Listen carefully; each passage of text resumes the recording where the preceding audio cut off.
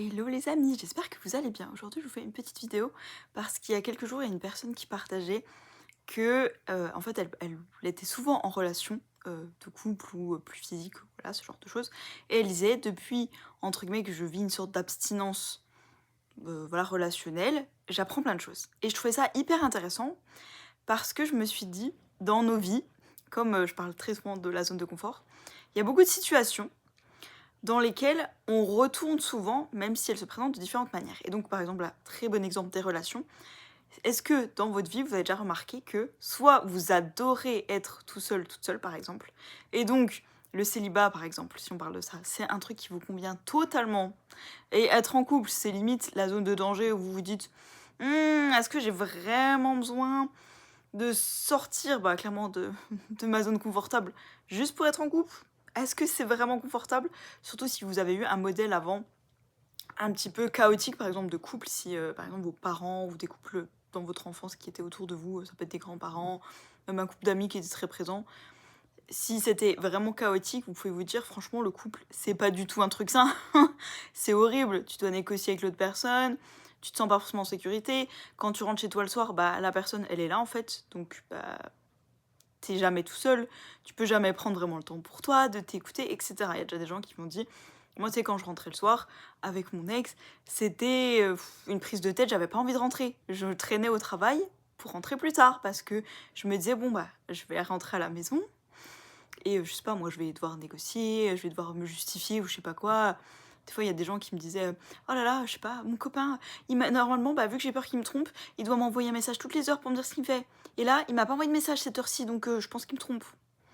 Moi, je me disais, bah, sûr que pour être avec une personne comme ça, bah, je préfère être toute seule, hein, je crois. Pas là, forcément, bah, dans les deux cas, enfin, je sais pas. Mais là, la personne qui me demande de lui envoyer un message toutes les heures, je vais oublier au bout de la deuxième heure. La première heure, si j'envoie le message, c'est bien. Et en plus, j'étais là, bah, c'est pas du tout une preuve. Enfin, il peut très bien être en train de te tromper et t'envoyer un message. Bref. Mais donc, par exemple, si c'est un schéma qui pour vous représente pas quelque chose de sain, sécure, etc., vous dites peut-être, bah, être tout seul, toute seule, c'est trop trop bien. Et l'inverse, si vous avez toujours eu l'habitude d'être en couple parce que peut-être justement, à l'inverse, qui est pas forcément sécure pour vous, qui est pas agréable, c'est d'être seul avec vous-même parce que ben, quand vous êtes seul avec vous-même, vous avez plus de place pour penser à vos vies, à ce que vous essayez d'éviter, ce genre de choses, et que vous avez fait en sorte d'être toujours entouré, comme ça bah, il y a toujours quelqu'un à côté, vous n'êtes jamais vraiment seul. Voilà, j'ai des exemples de gens qui vont toujours se trouver des activités. Ah ben quand je suis chez moi, eh ben je dois m'occuper de telle personne. Ah ouais, quand la personne n'est pas là. Non mais quand la personne n'est pas là, ben je fais tel truc. Ah ok. Et quand t'as pas quand ce truc-là, il est fait. Non mais parce qu'après, tu vois, je sais pas, je dois m'occuper du chat, du chien, du lapin. Ah ouais, et une fois que ça se fait, enfin ça se prend pas toute la journée. Non mais après je fais le ménage. Mais une fois que le ménage est fait. Non mais tu sais, le ménage, tu peux toujours continuer. Il y a toujours une fois que t'as fait, si tu peux faire ça, etc. La personne se trouve plein d'excuses pour ne pas se poser avec elle-même et regarder un peu en face les choses qu'elle pourrait regarder. Et donc, cette personne, revenons au début de ma vidéo, qui parlait du fait de, justement, de cette sorte d'abstinence, tu vois, relationnelle, plutôt côté romantique, du coup.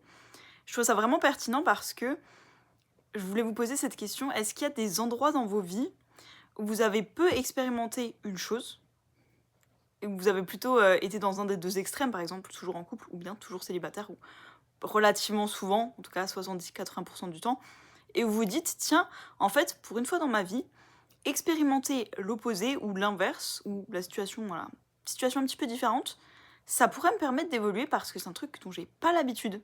En fait, c'est comme se dire, j'ai fait de la natation toute ma vie en sport et demain je vais essayer le basketball. Bah forcément, tu vas apprendre des choses un petit peu différentes, ça veut pas dire que tu changes radicalement ta vie, c'est pas une révolution. Mais voilà, si vous avez toujours été entouré en couple ou vécu avec, je sais pas, même des colocataires, vous avez, je sais pas, peut-être une peur de la solitude, qu'est-ce que ça vous permettrait d'expérimenter? D'être seul, par exemple. Parce que là, dans son cas, cette personne, elle disait, ben, d'être seule, en fait, j'apprends vraiment plein de choses, j'apprends à me respecter, et en fait, t'apprends toutes les choses que t'expérimentes pas forcément quand t'es toujours entouré. Et l'inverse peut être vrai aussi quand t'es souvent seul.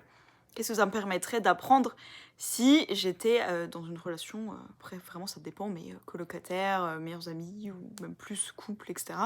Avec une personne et que donc il y avait cette proximité physique, qu'est-ce que ça pourrait m'apporter? Est-ce que ça m'apporte un inconfort?